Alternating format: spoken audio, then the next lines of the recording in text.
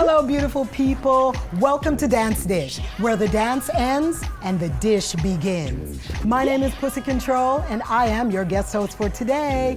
I would like to welcome our live audience. Today, we are gonna get dance history. The word that I would use is legendary. All three of our guests have paved a path so that dancers, choreographers, and stars can live. So let's hop right to it and meet them.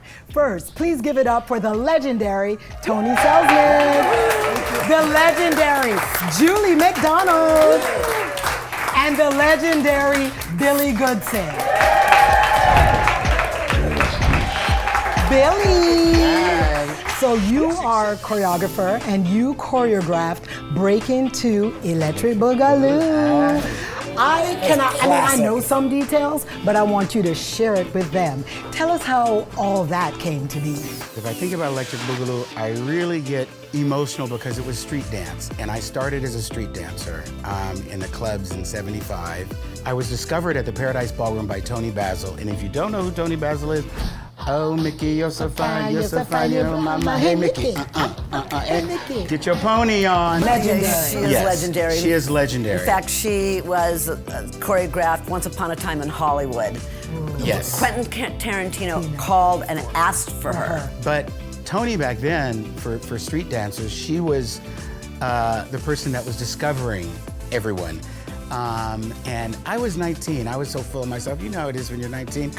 And one night she comes up to me and she was like, "Oh, I hear you're the guy that like dips the girls." And I'm like, "Yeah, that's me."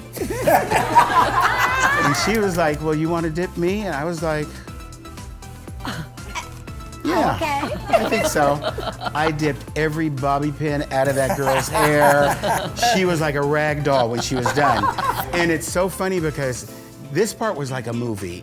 Still, when I think about it, the club is going off all around us, and we're in like slow motion in silence.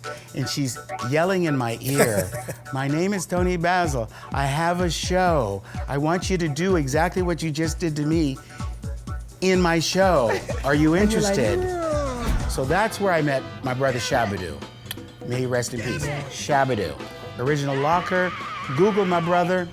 I went and saw that show. What was the name of it? Follies Bazaar. The most progressive show still today was Tony Basil's show. She was doing multimedia before anybody else. Devo was involved with the music. Yes. Oh my God. I met Kenny Ortega there, George Chakiris, West Side Story, David Winters, West Side Story, original. From that show, David Winters, who was director, he was directing and choreographing Diana Ross's show. Now again, I'd been dancing like 6 months.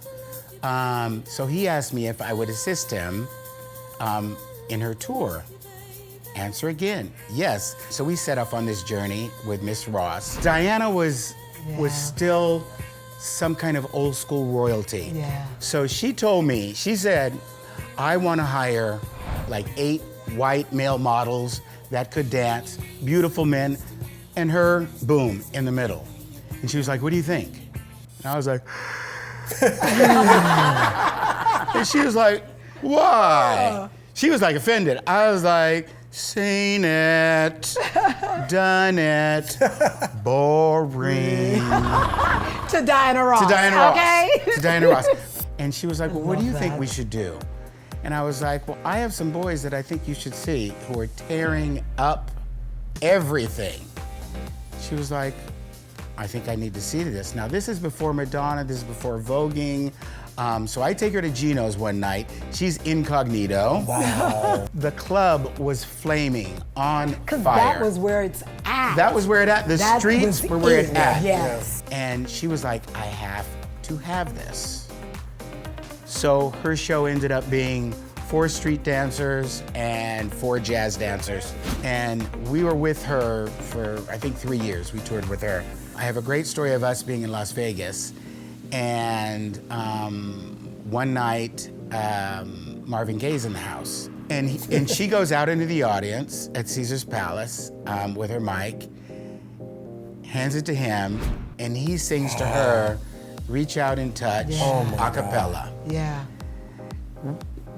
We're in the wings, like trying to figure out what is happening. And if you can imagine this 60-piece orchestra, a gospel choir of 12, and us street dancers. I mean, we were all probably between 18 and 21. Wow. And afterwards, there was a party in her dressing room, because her dressing room was like I don't know, a house. Yeah, literally. Yeah. Her dressing room was bigger than this.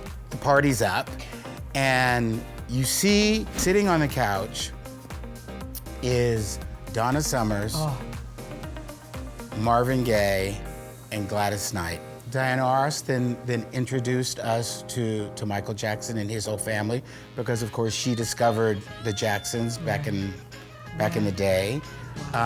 So Michael, more than anyone else, didn't become a fixture, but he came to see the show a lot of times. Jump forward a few years, I get hired by Michael Peters. Dreamgirls, Legendary. Thriller, Beat It. Oh my God. He hires me to do Beat It. I remember you in that, Billy. I still see your face in that. It was such a great job. And you know, it was one of those jobs where you just looked to your right and your left and you were like, these are the best kids in LA. And you could feel it, kind of the excitement of kind of something, you know, the world was being changed. But meanwhile, in the rehearsal room, Michael won't stop looking at me in the mirror. And I'm like getting paranoid, like, why is the brother looking at me in the mirror? And then my friends start asking me, Billy, why is Michael looking at you so much in the mirror? I'm like, I don't know. And so after a while, he's like, come here. I'm like, where's my dance bag? Let me have it in my I think hand. I'm out of here and haven't even gotten started. But, you know, I lean in and he's like, don't we know each other? And I'm like, yeah, Michael, we've met several times. I'm Billy, I was Diana Ross's choreographer. That's where it was. I'm so glad you're doing this with me. Aww. And in my mind, I'm thinking, he just said, he's glad I'm doing this with him. Yeah. Wow. Yeah. I have to interject. That is a testament to this man's talent. He was so electric as a performer that there is just no way that it was hard to focus on anybody else on that stage. No, I'm not a sweetheart. It's the truth. Thank you. Electric. But from doing Beat It, that's how I kind of slip into Electric Boogaloo, because that's how I think I got the job through Shabadoo. He's in heaven now, but you want to talk about legend. Yeah. I think that deserves a toast. And what I would like to toast to is taking it from the streets to the stage to the screen. Right. And back again. Yes. Hey, I like And that. here's the dancing. Here's the dance. Here's the dance. Cheers. Mwah. Cheers. That's awesome.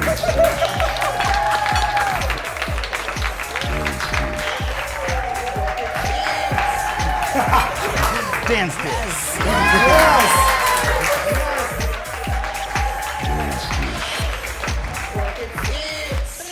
5, 6, 7, 8.